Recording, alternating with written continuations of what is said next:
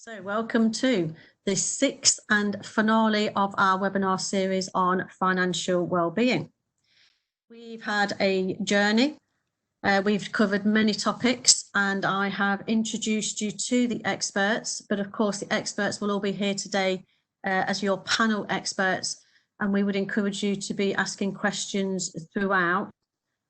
Robert, our manager of the chat box today, will introduce himself shortly. If you feel more comfortable with emailing Robert the personal question, please do so using your chat box. Please tick Robert Treadwell, which is R Treadwell, and he will pick those up anonymously.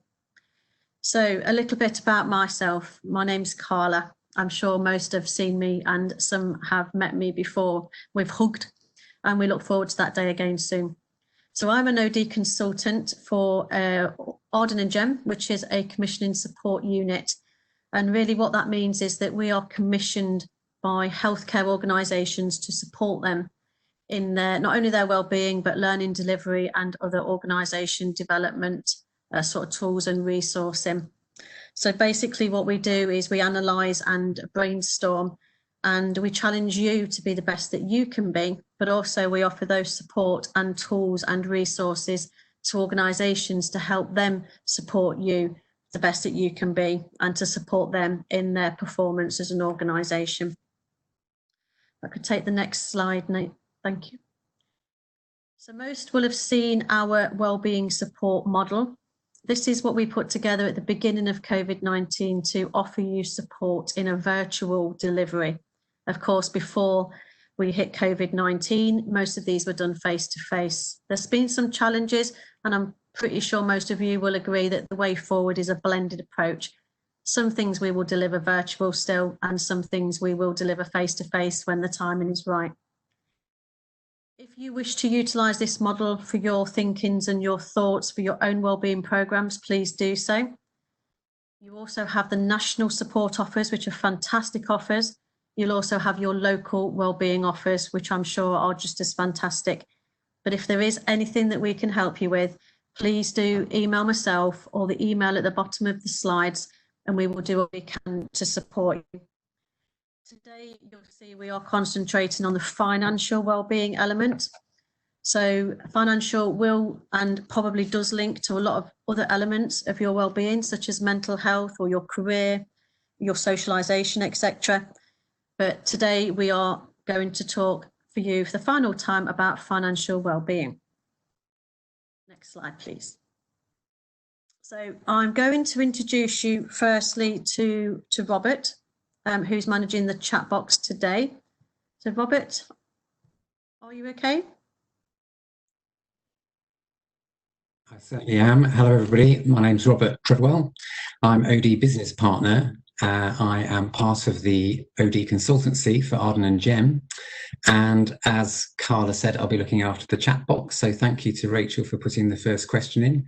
So use the chat box freely today, and I'll pick up as many questions as I can and put them to the expert panel after the presentation. So please use the chat box. Thank you. Thanks, Robert. So our expert, or our first expert, who's going to give you a quick run through is Martin. You'll see Martin and Neil on the screen on the slide in front of you, and Martin will explain. Hello, can you hear me? Yes, we can hear you. Super, super. Well, hello, my name's Martin Harvey. I'm the head of financial planning at Total Wealth Planning. I'm also a chartered financial planner like Neil is. Unfortunately, Neil can't be with us today, so it's my job to take you through 2 or 3 slides, really, his highlights and his favourite slides, and also give you a couple of top tips when financial planning. Next slide, please. So the first slide we've got here is the change curve and behavioural finance. Really interesting slide. What it depicts to me is the human condition. Now, we'll be on this lifestyle roller coaster multiple times throughout our lives, but clearly there's been a number of changes very recently that have led to people experiencing furloughing or redundancy, or indeed bereavement. So there is a real link between how we manage this change curve and also our mental well-being. So what this slide is really telling us is the acceptance part of this cycle is so very key. It's asking us to face our problems, face on, to take control of them. Because by taking control, realistically what we're doing is we're doing something about them. And that's only going to improve our mental well-being and also our financial well-being as well. So it's all very inexplicably linked. Now, the really important part is not to try and take on too much at once. So it's a marathon and not a sprint. So deal with these things one at a time rather than all at the same time. Could I have the next slide, please? Super. So one of Neil's favourite slides, and certainly one of my favourite slides, is the cornerstone of financial planning. Absolutely key in financial planning. I talk to my clients about this on a daily basis. It's exploring a relationship between the stuff that you really need to pay for, your core expenditure, food in your mouths, the roofs over your head, and also what you want to spend, i.e. your discretionary expenditure. These are things like entertainment, these are things like holidays. Understanding this relationship between what's coming in and what's going out is really very, very important, not just now, but also in the future, because you need to have an idea on what that lifestyle that you're looking to provide for yourself and your family in the future when you retire costs. So understanding this relationship between core and discretionary expenditure. Are you using your finite resource? And your finite resource is your income. Are you using it wisely? Are you using it sensibly? Really interrogate it. And Carla's provided some terrific budget planners and expenditure planners. So do take advantage of those. That leads us quite nicely into the next slide, please, which is the need to plan. You know, what lifestyle do you want? Well, why would you plan? The reason you'd have a really robust financial plan is to be prepared and not be surprised. Now, life, family, work, finance will throw many different events at you over the course of your lifetime. If you have a robust financial plan in place, then you are prepared for these events. You've got contingencies, you've got strategies, and all of that is really, really good. Now, the sooner you create your plan, the better it will be, because you'll have longer to work at it. The longer that you work at it, the better chance of success you will ultimately have. And that's very, very important when you're creating a financial plan. So a very quick summary of my top three tips is address things early, take control, use resources that are available to you. Obviously, the whole suite of what you'll be talking about a little bit later on and what Arden Gem provide for you is second to none. Also look for resources outside as well, external resources, people like myself, people like Rebecca, who you'll hear from in a minute. Use as many of those people to get you through to that acceptance stage and then move on, because it's all upwards from then. The third thing, my second top tip is income expenditure. Know your numbers. It's so very important to really understand your relationship between your finite income and what's going out. Is it in the right balance? Challenge yourselves on that. And my third top tip, get a plan together.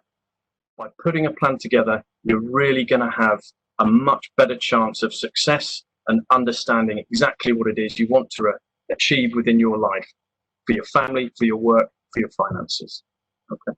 So I'll stop there and I'll pass back to David and Carla. Thanks, Martin, and a useful recap.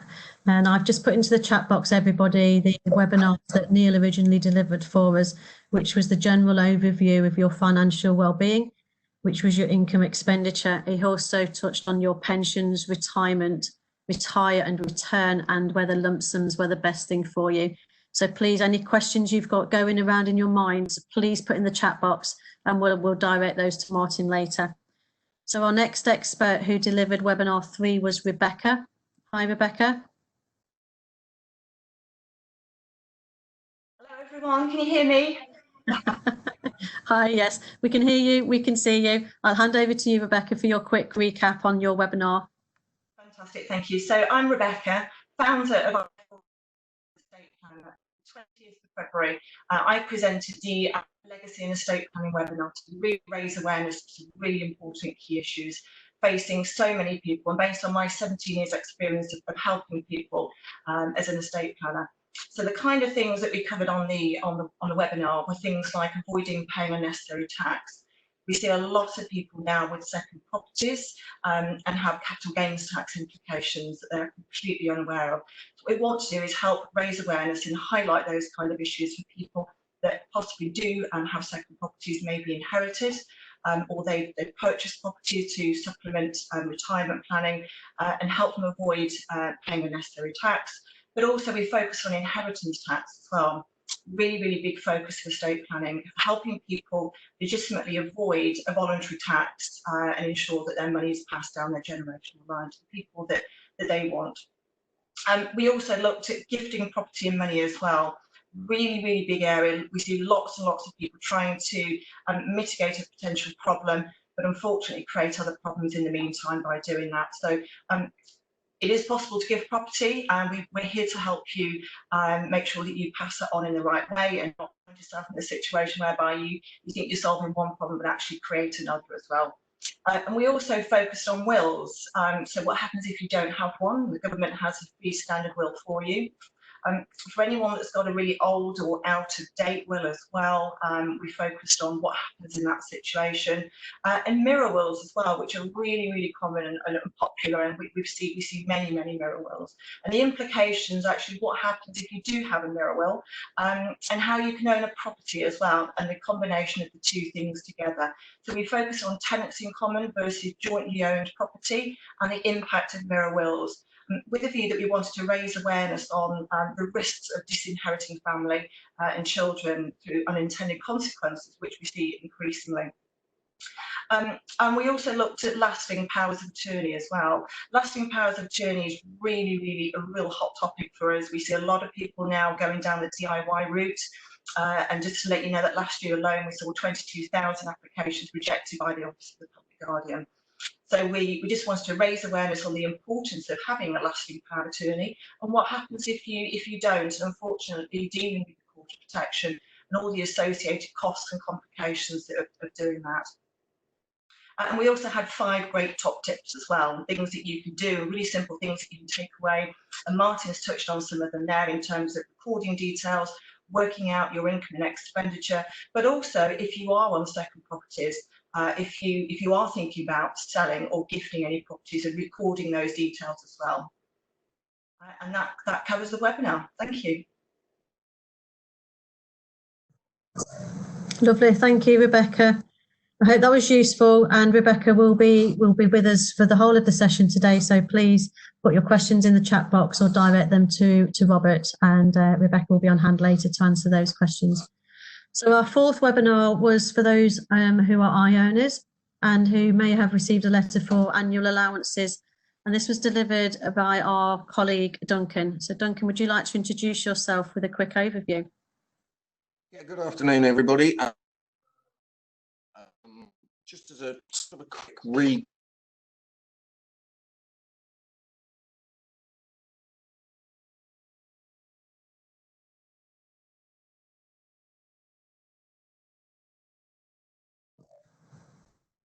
Okay, I'll just double check with Duncan. We seem to have lost connection.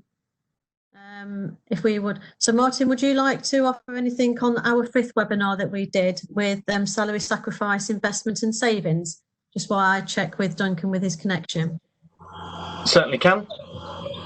This webinar was really important. Again, it comes across with the theme of just knowing what's available to you and making very sensible decisions on ultimately what is available to you.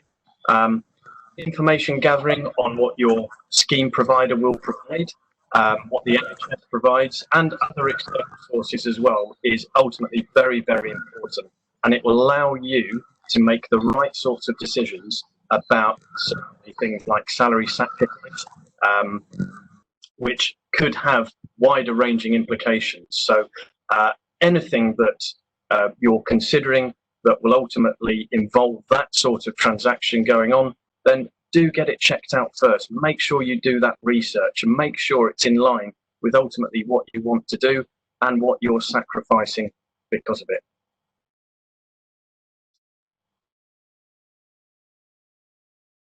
Thanks very much, Martin. We have lost contact with Duncan, unfortunately. I will take a call with Duncan shortly. So I guess he will be here for the end, hopefully, fingers crossed. But any questions that you have as a high earner, whether you've received a letter or any sort of complex situations you find yourself in, please do put the questions in the chat box. And if Duncan is unable to join us, we will make sure that you get the answer to your questions. Okay, so they were our 5 webinars. Today is obviously about coaching, and Dr. David Matthew, if I could introduce you to him now, will deliver this session for you throughout the rest of this session. So hi, David. Hi, Carla. Can I just check my sound is clear? Absolutely, thank you. Carla, thank you very much. Good afternoon, colleagues. I'm David Matthew, OD consultant with Arden and Gem, a colleague of Carla's.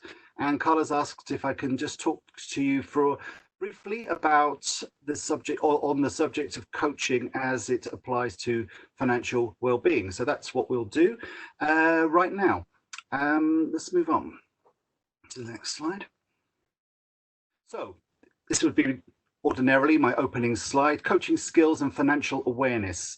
I'm not here particularly to advise you on specifics about finance. You have your experts on hand, and you've heard from 3 of them. Well, you've heard from 2 of them today. The third hopefully will join us a little bit later on. Financial acumen is not my background, but coaching skills is my background. And so hopefully to introduce you to a couple of tips and pointers about coaching and how it applies to your financial well-being. What is coaching? I'm going to give you some ideas here. Coaching enables people to perform better by building on their current knowledge. It's about facilitating performance. It's not necessarily giving you any answers, and that's the important part of what I would hope to get across to you in the next 15 minutes. Coaching is a way of helping you, not necessarily teaching you. You are not trying to teach a person when coaching. It's about their abilities to unlock their own performance and maximize that performance. Bear with me, colleagues. I'm just going to close this box. Sorry, that's better. So what is coaching? Coaching is also a style of management, as it says here, in which the manager encourages people to reach their full potential by encouraging self-belief and self-development. It's this self-belief which gives people the drive to achieve their potential and gives them the means to learn new and different skills to maximize their own strengths. Please mark the distinction between this, what's on your screen, and teaching a skill. If you are new to the idea of coaching, please, if you take away nothing else, take away this message. Coaching is a reciprocated and communal activity. Both parties are involved in the dynamic, whereas teaching, you could argue both parties are certainly involved in the dynamic, but the power is different. It's a different style of engagement. Coaching is a process designed to enable people to learn and develop and ultimately improve through their greater competence and confidence. Important. This is what coaching is not. Coaching is not about training, counseling, consulting, or mentoring. Elements of these 4 subjects or concepts will actually be part, from time to time, will be part of coaching and the relationship, but it's not necessarily about those skills. Otherwise, we'd call them by those names. Coaching is a different dynamic. Coaching, its purpose is not to give people the skills to complete the tasks or to address personal issues. It's not about being an expert and providing all the answers to your coachee. It's not about being a guide or facilitating a person's personal growth. Not necessarily. You're working together with this. It's not doing something for someone. It involves a mutual agreement to partner with someone to improve the performance. Hopefully, we're looking at an environment, when you're looking at coaching, the environment where you support and challenge. And the emphasis is on both of those, support and challenge. If you can see on the left, support goes from low to high, at the bottom axis, challenge goes from low to high. Now, only you as a coachee, the one being coached, will know where you are in that 4 possible segments. And of course, even within a given week, you might move from one to the other. Inside a given day, you might move from one to the other. But I ask you now, colleagues, just to put yourself in one of those spaces right at this moment, today. Where are you in a work environment? Do you feel comfortable? Now, if you feel comfortable in your work, chances are you have some decent or better support. Chances are your challenges are not too high yet. You're comfortable. Now, that's not to say that's the best place to be, but that's where you are possibly right this minute. And we all need comfort in our work environment. To the right of that, are you safe, where your support is high, but also your challenge is high? You feel safe. You can go about your work, go about your tasks and duties, but without feeling threatened. There's a lot of challenge, but you also get a lot of support. The point here is the coach can help you find your place within this, within one of these segments, most of, if not all of the time. Take those and oppose them with the 2 on the bottom. So if your challenge is low and your support is also low, it's a good chance that you will feel apathetic. The environment around you will also feel apathetic. And we know that environments influence mood, and in turn, mood influences others' mood, and in turn, others' mood influences the environment. It's all connected. Apathy, working in an element of apathy, an environment of apathy, is ultimately very, very poor productivity will ensue, as you might imagine. If no one really cares much about it, then really not much will get done for on a long-term basis anyway. Contrast that in turn with the 4th possible segment, and that's where your challenge is very high, but your support is low. That is where you enter the environment of stress. Now, that could be stress for you individually on a personal level, a stress that develops in a workplace and ends up in a domestic setting, or develops in a domestic setting and gets taken into the workplace. Either way, we cannot divorce our lives from one another. We're not one person working, one person domestically. Unless you are incredibly disciplined, it's a good chance that you will merge your 2 selves, and possibly more selves, but at least 2 selves. So the coach will help you work through where you are in this particular dynamic, where you are, which segment you are most, if not all of the time, and you will discuss ways to move between segments if that's what you feel is the right way to go forward. But it's crucial that you would at least get some support to learn where you are in this coaching environment. The coach will support you and challenge you, and it's up to you working with a coach to find out how best to make the next step.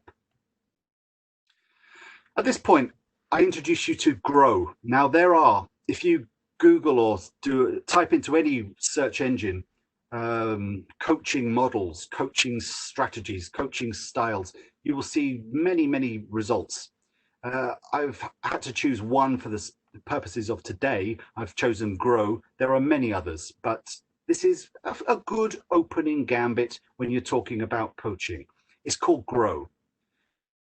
It asks, what do you want?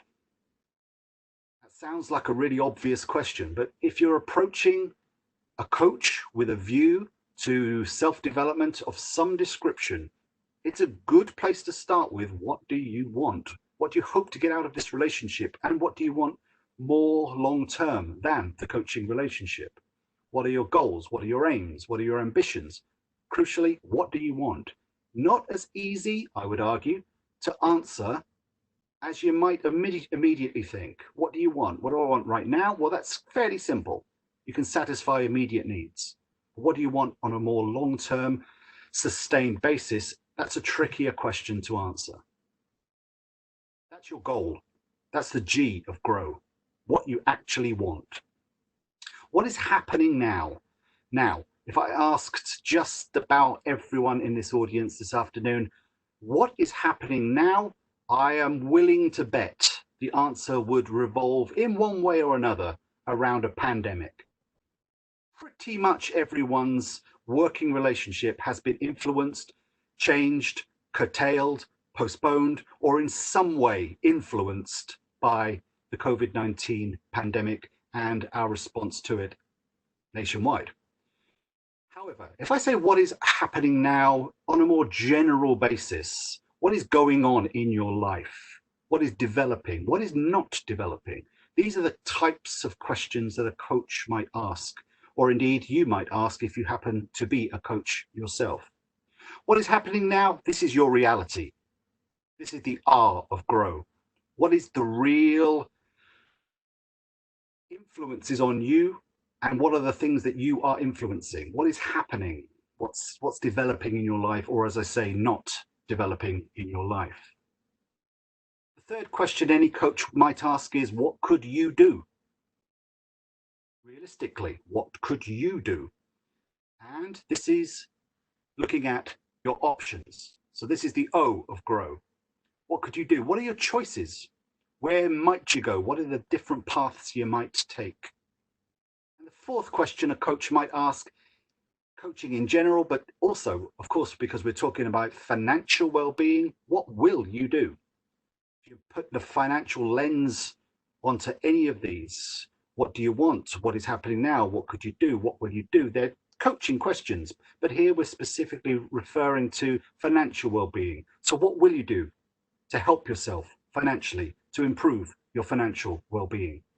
This is your way forward. W, way forward. What will you do? Note, please, the coach is not giving answers. Quite the opposite. The coach is asking questions, helping the coachee to find something, possibly already known but not articulated, or possibly up to a point co-created with the coach. But crucially, not a teacher, pupil, or educator-student relationship. It's a coaching environment is not the same as teaching or training, as we've mentioned already.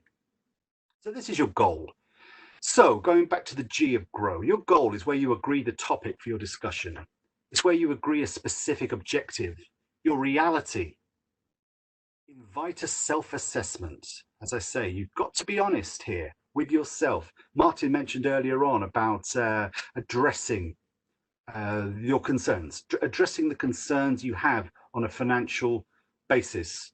And Neil, in a previous webinar, said something. He was asked a question, what about, I asked him the question based on a question that had come in, what about if you're terrified of facing your financial reality? I forget the exact words, but that was pretty much the message. What if you're terrified? And Neil said something I thought quite profound. He said, well, the fact that you've acknowledged it is a first step. It's a fantastic first step. You might still be terrified, but you have at least done something about it rather than ignoring it. So here, a coach might say something similar.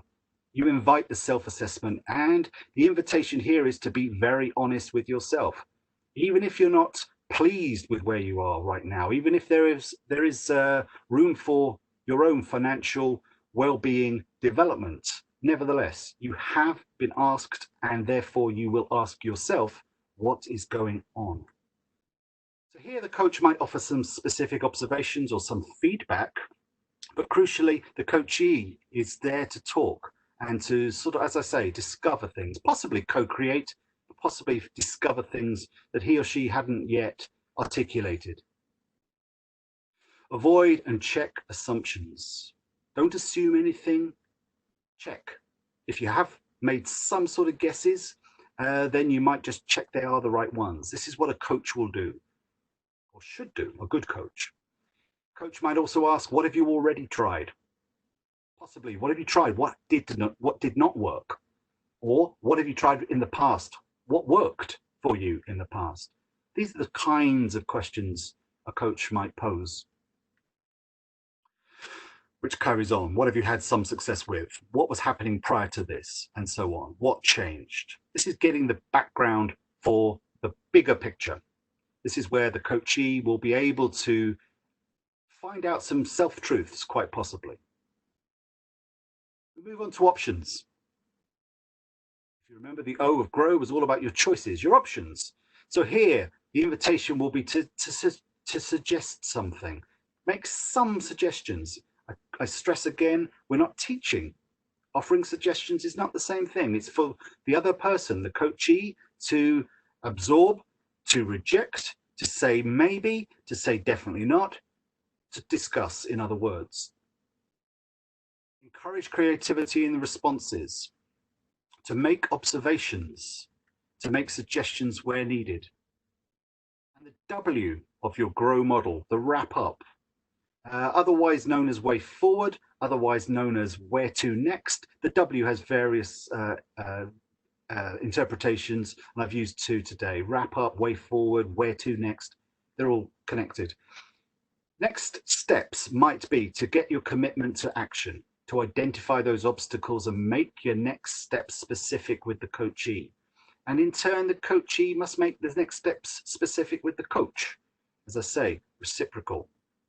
You're going to agree some sort of follow-up actions, whatever they might be. That's impossible to suggest right here without knowing the context of the actual conversation, of course. But the wrap-up is very important. So these are some of the questions that a coach might be interested in posing. On the left, you'll see questions that are connected to the problem itself. On the right, questions connected to a potential solution for that problem. Note the difference, please, between what is the problem and what would you like to achieve from this session? Now, they're both addressing the same issue, but they are posed in a different way. On the left, addressing what the issue is. On the right, addressing a potential way forward. And similarly, what's the difference here between what is hindering you, or what is stopping you, what is the barrier, and what progress have you made so far? Please mark the distinction between the two tones. Similarly, why is this an issue for you? As opposed to, what would it mean to achieve success? And so on. How long have you been experiencing difficulties? As opposed to, when in the past have you achieved a positive outcome? Colleagues, I'm sure you can mark the difference between the two tones of voice. That's not to say that problem-focused questions are wrong, not at all. Sometimes they have a vital part in getting faster to the nub of the problem itself. But there is another way. That's the point being made here. Problem-focused questions, solutions-focused questions will both be deployed by the coach, but most coaches will probably use more of the questions on the right. Which brings us to the feedback and the way forward. Next steps potentially, or possibly the concluding steps. What worked well? What didn't work so well? What did you find particularly powerful? What did you find difficult? What could you do differently? Sorry, I've missed a word out. What could you do differently going forward? There should be a do there. And so on and so forth. These are questions a coach equally might pause, which takes me to the end of my part of this afternoon's webinar. I've kept to time, and I'm delighted to say. And at this point, I hand you back to Carla. Thanks, very useful. I'm sure there's lots of people thinking about how Grow can help them at the moment. What I would just like to say is Duncan sent his apologies, but he's back online. So I would like to offer Duncan the opportunity just to do a very quick recap on his webinar, which was webinar number 4. Are you with us, Duncan? And hopefully so. Yes, I am. Thank you. Sorry. My machine decided to give me the lovely Windows blue screen of death, so apologies about that, but I am now back with you. Yeah, it was just a quick recap on the high earners. There's sort of three key to-dos that came out of that. The first two are very much specific to those that are high earners or that may be high earners in the future. But the third one is actually applicable to anybody working for the NHS, or for that matter, anybody working anywhere in the public sector. So the first of those to-dos was to go back and look at your most recent P60. Excuse me. On that P60, one of the things it will tell you, and I think if I remember rightly from looking at NHS payslips, it's usually down in the bottom right-hand corner, is it will tell you what your total taxable income is. Now, when you look at that, if you then add on any other forms of taxable income that you might have, whether that be rental income, dividends, interest, so on and so forth, and if that total number for, if you like, for the next set of declarations that are required around annual allowance is more than £110,000, then you need to get in contact with NHS Pensions and ask them for an annual allowance usage statement for the 1920 tax year. And the reason for that is because you may be subject to annual allowance tapering. So that's top tip number one. The second tip would be, when you're speaking to NHS Pensions, ask them for a projection of what your likely retirement benefits will be at the age that you think you want to retire at. And then once you get that projection back for them, look at the total income that you might well receive and multiply that number of income, multiply it by 20, and then add on the tax-free cash that you will potentially get from the pension. If that total number is now more than about £1.1 million, then you will potentially need to get some additional assistance or find out some further information about the lifetime allowance and to understand whether you may have a problem with the lifetime allowance. Now, the third tip relates to absolutely everybody that works for the NHS, and that is that if you ever do receive a letter from NHS Pensions, or if you work in other public sector bodies, a letter from those pensions, public body sector, pension sectors, if you ever receive a letter from them talking about the annual allowance, the pensions annual allowance, and saying that you may have exceeded this, please do not ignore this. Do not do what we've heard many people have done and just file it in a drawer and forget about it. What that letter is telling you is that you may have a tax charge to pay. Not necessarily that you will, but that you may. And at that point, if you do receive one of those letters, I would strongly suggest speaking to an expert, getting some additional help, making sure that you understand, do you actually have an annual allowance tax charge to pay, or actually, after all, maybe do you not? And that would be my 3 top tips from that, just to try to keep it simple and just to try and keep what is a very complex area as simple for people to understand, so that they can understand when they do need to worry about these things. And that's all from me. So thank you very much, Carla, and apologies again for the computer issues. Don't you worry at all, Duncan. I'm sure you'll stay with us as well if there's some questions at the end for you. So we'll take you back to the presentation. What I would just like to offer you is the opportunity to understand and be aware of all of the top tips that our experts have given us over these last few weeks. So what we've done is we've put them all together in a lovely document for you. So this is a PDF that we will send round at the end of the presentation or the webinar today. But these have been offered by experts. So please do use it as a tick list, use it as a tool or a resource to help you with your financial well-being, particularly during COVID-19, but also thereafter. Your finances are with you forever. Eulogy have been very good. They will offer you a one-to-one telephone call. We will put all of that information into the chat box. And also, as an organisation and the experts, we've put together some top tips of our own. They're on the next slide, please, David. And these will go along your income and your expenditures that Neil talked to us a little bit in the webinar last week, on your salary sacrifices, on your investments, your savings, NHS discounts, really getting the most of your pay slip, but more so your income, because don't forget, some of us have income in addition to our pay slip. And of course, there's the household income also to look at. So we've put these tips here together to reduce your outgoings. And on the next slide, we have put some tips together to hopefully help you understand how a budget works and how in addition to David's great presentation today on how you can coach yourself.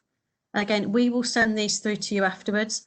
If you feel as an organisation we can support you or your teams, please do get in touch with us.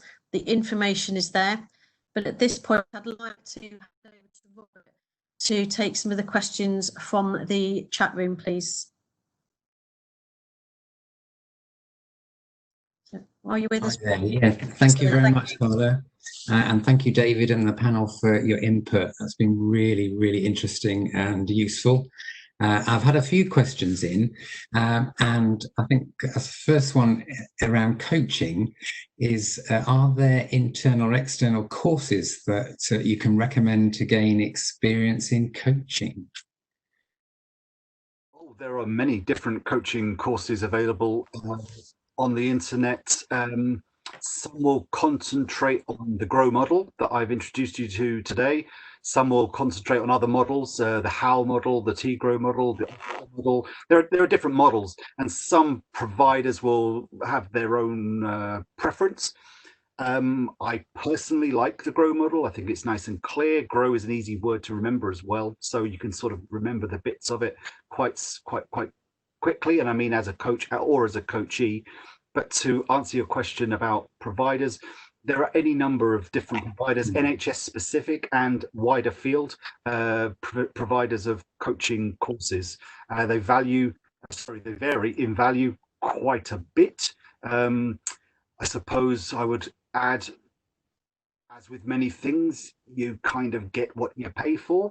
If you can afford, as an organization, well, I suppose go for the one you can best afford. I suppose that's the best answer I can give, given the context of where we are talking about finances. We're also talking about organizational finances.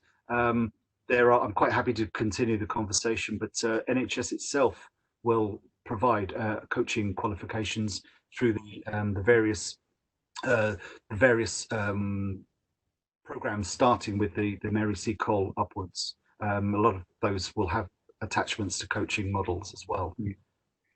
I think that someone's pointed out the Leadership Academy do run quite a lot of coaching support in terms of short term, longer term, but there are plenty of others. So if anybody's got a particular desire to follow up on coaching, then get in touch with us and we can signpost you.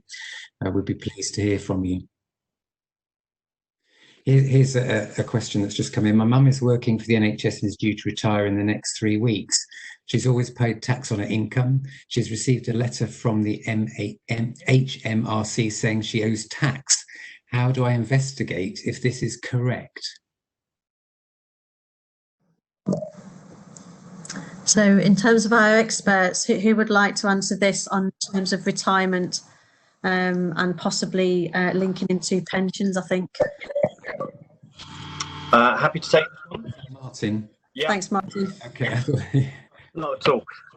It's really important. The government have got what we call a government gateway that you can sign up to.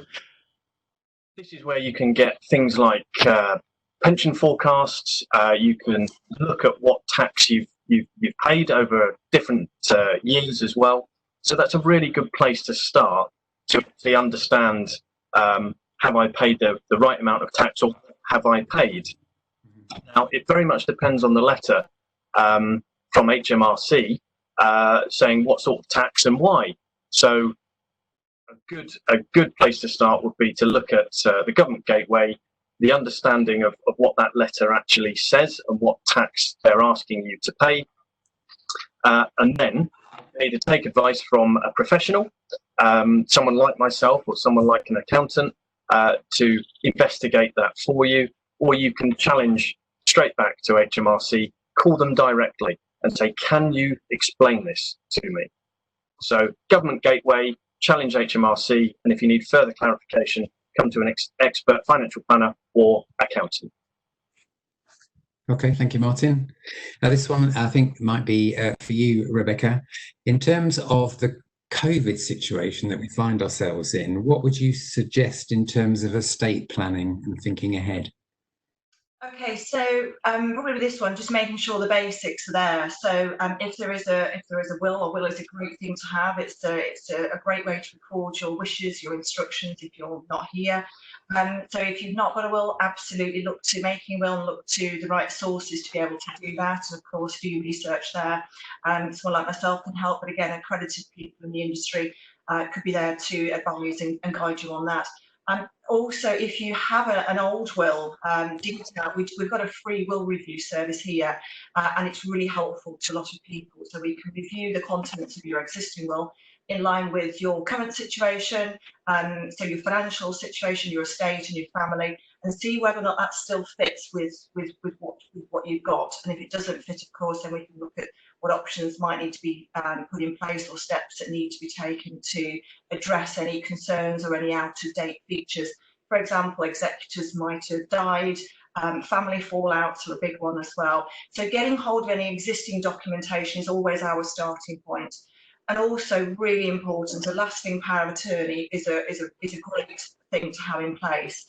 In the event of being ill and ending up in hospital, what it will do is it will provide you and the people around you with legal protection. So if you're not able to make decisions for yourself, you know, and do the things that you would normally do day to day, deal with your banking, your finances, you know, deal with health issues as well. So really big decisions about life support and treatment, all of those really big key issues facing a lot of people right now. Power of attorney will allow the people that you trust and that you've appointed as your trusted attorneys to step in and make those decisions for you. And ultimately, it will mean that there'll be no disruption to your normal sort of course of life. So absolutely foundations there. So review an old existing will.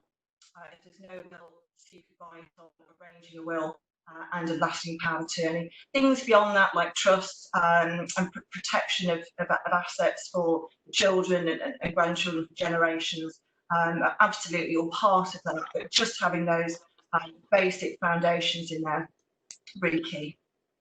Okay, lovely. Thank you very much. Rebecca, I'm just wondering if you could give a little bit of thought to coaching in this context and how you think it might help in terms of the questions that you ask yourself, or actually getting a coach. Do you think that would help? I certainly think, I mean, coaching in the context of estate planning and thinking about the kind of things that are important to you and the kind of things that you need to address. Is that what you mean? Mm-hmm. Yes, absolutely. Yeah, okay, so yeah, absolutely important. So working out what's important, working out the important people, the important things that you want to address in your life, and evaluating all of that, absolutely. I think that can certainly be a really valuable tool and part of that, for sure. Gives you that focus and hopefully that impetus to get it sorted, because I think it's the sort of thing that a lot of us put off. Okay, thank you. I've got a question around working from home that is particularly topical. So I wonder if somebody could answer the question, please. Could we claim any tax back when working from home? This probably could be me as well. Okay, Martin, please do, yeah. So I don't, unfortunately, have any solid answers for you right now. What I do have and have received in the last couple of days from an accountant connection is an understanding of what you can claim for, and also how to do it. There is a specific form. I can't remember the name right now, but it will be in that email. So what I propose is that I take that away and come back with a more sensible instruction that you can or Carla can send out from a wider perspective. Is that okay? Yeah, absolutely. And I'd just like to add that with networks, with NHS employers, they are working with the HMRC, and yes, you can claim tax back, but it's an individual approach, not an organisation approach. But you can claim on things like uniforms, which you've always been able to do from an agile working perspective. But there's also now, I think it's £6 per month they're allowing you tax-free, just to help bump up your income slightly. But Neil kindly shared us a document on agile working, so we will send that afterwards, and perhaps Duncan, so Martin will have a conversation and put something together so we can follow that through. But very good question, because I'm sure lots of us are working from. Yeah, very pertinent question, because another one that came in was there an allowance for working from home? Slightly broader question. Anything to add to that? Nothing to add apart from there is some guidance. So when we get the answer to that question, that will be included. Someone suggested a P87 form might be the one to look at for the revenue. Yeah, that sounds familiar. Somebody's in the know there, so well done. Any other questions? You can pop into the chat box now. We've got a few minutes left. I've got an interesting question that's come in. Now, this is to the whole panel. Have you got any examples of how coaching might help in understanding how financially healthy I am?